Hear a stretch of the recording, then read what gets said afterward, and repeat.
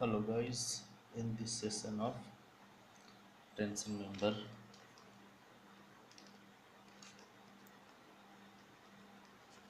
okay, in this session we will learn about tension member. So tension member क्या है? अभी तक हमने देखा कई टाइप से मेंबर होते हैं, कई टाइप से जॉइंट होते हैं, ठीक है। वैसे मेंबर जिनमें कौन सा लगेगा, टेंसाइल फोर्स लगेगा, ठीक है, या टेंसाइल स्ट्रेस लगेगा, उसको हम लोग बोलेंगे टेंशन मेंबर, ठीक है। Different types of tension member हो सकते हैं, जैसे वायर्स एंड केबल, ठीक है, rod and wire,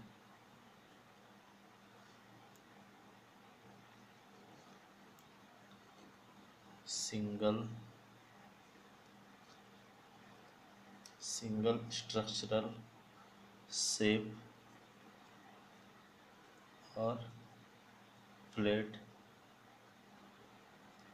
okay, single structural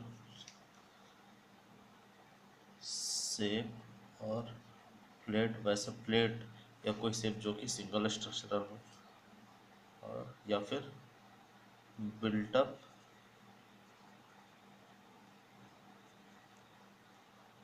section, ठीक है। और भी अलग अलग टाइप के होते हैं, ठीक है। बिल्टअप सेक्शन मतलब कि दो या दो से अधिक मेंबर को मिला के कोई एक मेंबर बनाया गया हो, ठीक है। जैसे ये एक मेंबर, इसके साथ एक मेंबर इसको अटैच कर दिया गया, इसके साथ एक मेंबर इसको अटैच कर दिया गया बाय एनी मीन्स, ठीक है। तो ये बिल्टअप मेंबर हो गया, ऐसा करके कुछ भी, ओके।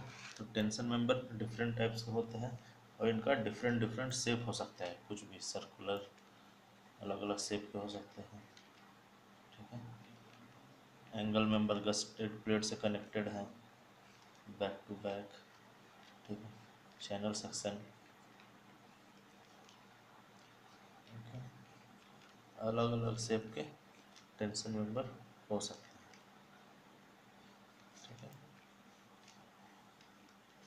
कनेक्टेड है ऐसे, चैनल सेक्शन प्लेट से कनेक्टेड है, ठीक है। डिफरेंट डिफरेंट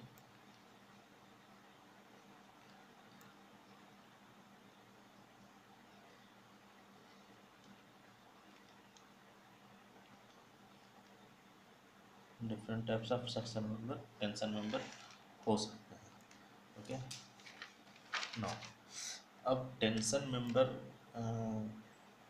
का जो स्ट्रेंथ है उसको कुछ कुछ फैक्टर अफेक्ट करता है, तो देखते हैं।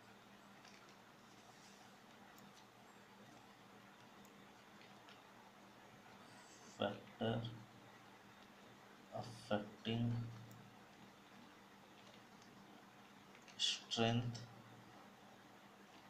Of tension member, okay. तो इनमें first of all is bolt hole, ठीक है।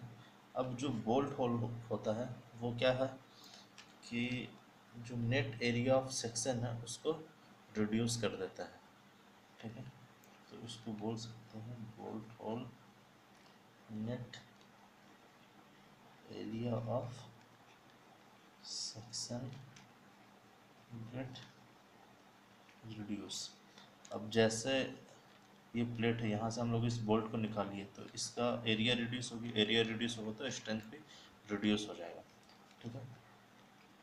सेकेंड वन है सम ऑफ द ज्योमेट्री फैक्टर, ठीक है। अब ज्योमेट्री फैक्टर क्या है? अ,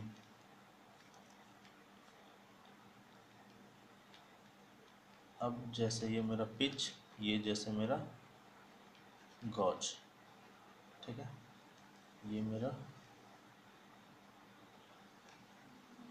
डिस्टेंस, ये मेरा edge distance, okay, edge in. जो भी मेरा अब ज्योमेट्री फैक्टर मतलब कह सकते हैं हम लोग जी बाई डी रेशियो, मतलब gauge by diameter of hole, ये भी मेरा क्या है, एक बहुत बड़ा फैक्टर है।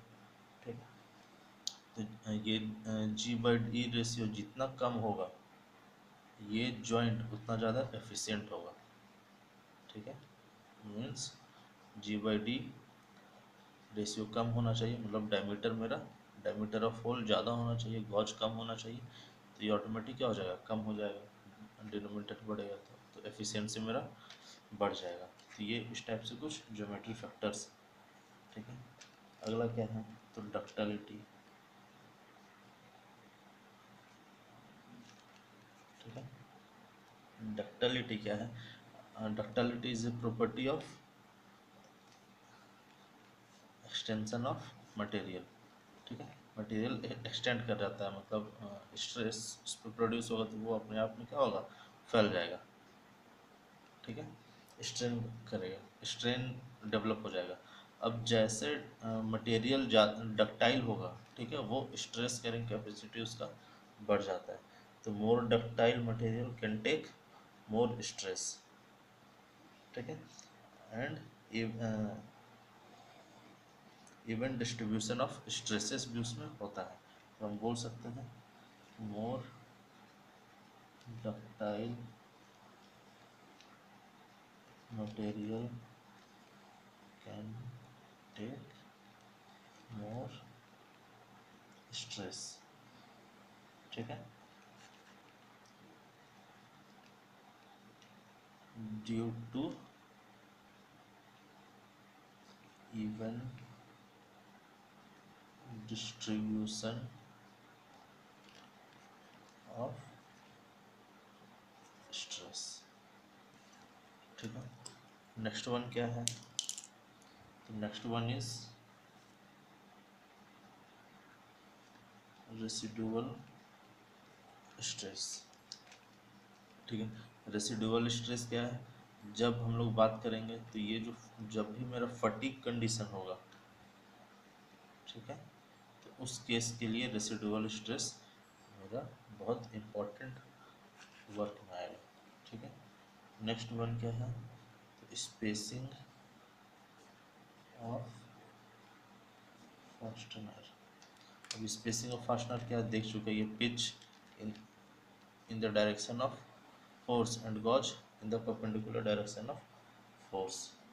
ठीक है, अब इस स्पेसिंग अगर मेरा कम हुआ, ठीक है, smaller spacing leads to block shear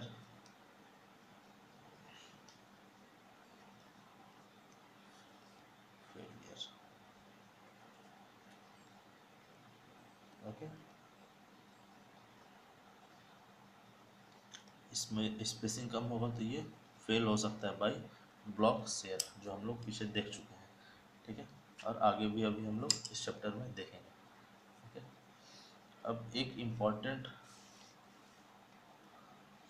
spacing of fastener, spacing कम होगा तो ये ब्लॉक शेयर फेलियर इसमें हो सकता है। ठीक है, एक और इम्पॉर्टेंट फैक्टर है इसमें, ठीक है, जिसको हम लोग बोलेंगे share leg, share leg effect. Okay, share leg effect क्या है, क्या होता है, ये मेरा कोई गसेट प्लेट है और हमने कोई एक मेंबर यहाँ कनेक्ट किया, तो इस जगह मेंबर कनेक्ट कर दिया, और ये जो मेंबर है एंगल सेक्शन, ये क्या है, tensile force, tensile load carry कर रहा है। ठीक है, अब क्या है कि इस जगह तो ये कनेक्टेड है, लेकिन ये जो लेग है मेरा, ये पर्टिकुलर लेग, दिस वन, ये लेग कनेक्टेड है, लेकिन ये पर्टिकुलर लेग कनेक्टेड नहीं है, लेकिन ये भी अंडर टेंशन है। ठीक है, तो यहाँ लैगिंग होता है, इस जगह में लैगिंग होता है, जिसको हम लोग बोलेंगे शियर लैग इफेक्ट। ओके,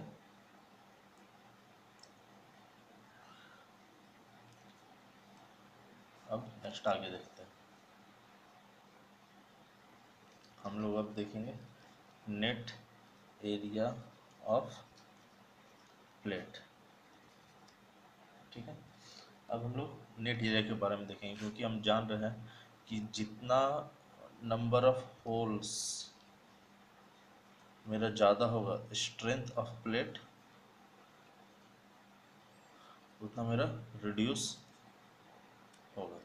ठीक है, तो हम लोग एक ऑप्टिमम वैल्यू निकालेंगे, हम लोग एक मिनिमम वैल्यू निकालने की कोशिश करेंगे, जबकि मेरा नंबर ऑफ बोल्ट का कंडीशन भी सेटिस्फाई हो जाए और number of strength of plate भी मेरा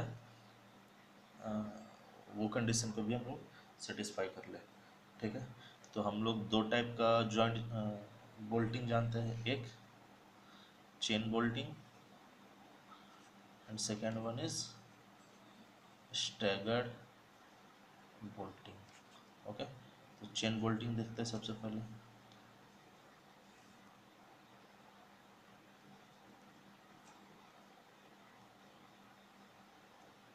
ठीक है, लेट सपोज यहाँ पर these are the bolt holes।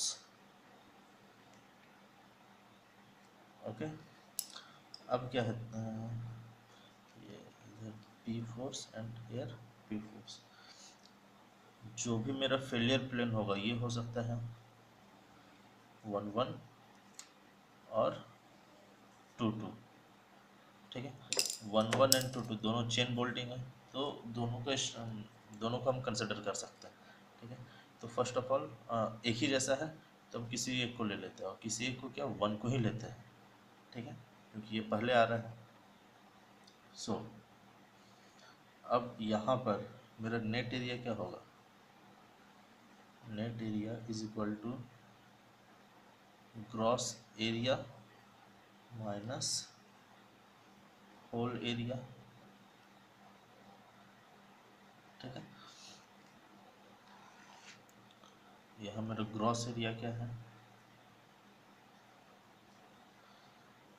Okay, तो लेट क्या है, इसका जो विड्थ है वो b है एंड थिकनेस इज t, तो gross area is b into T.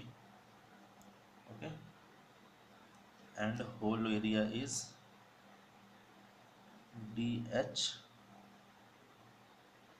Into t into n, number of n is number of bolt। Okay, so this is hole area. अब हम लोग क्या लिख सकते हैं, A net is equal to B T minus D H T into N. Okay, और B minus D H into N, B minus D H into N multiplied by T. Okay, तो ये मेरा हो गया A net in the for the case of chain bolting. Okay, यहाँ D H क्या है, gross dia of hole, n is number of bolt in one line, t is thickness of plate, b is width of plate। Okay, तो ये हो गया मेरा A net for bolts in single line। Okay, now second case is net area for